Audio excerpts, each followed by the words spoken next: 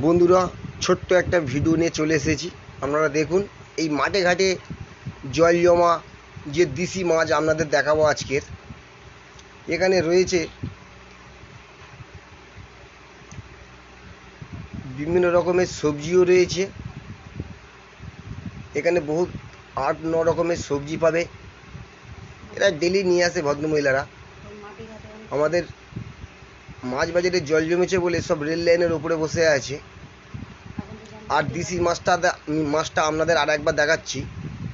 এখানে রয়েছে কই, মাগুর, শিং আর শোল। মাঠঘাট ডুবে যাবার জলে থাকা সেই মাছ। আর পাশে রয়েছে আমাদের এই মাছ বাজার, জল জমে গেছে।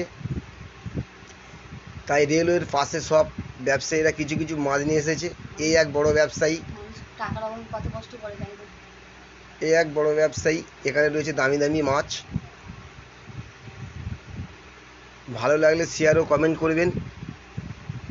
এই ব্যবসায়ী এই মাছ জল জমার জন্য রেল লাইনে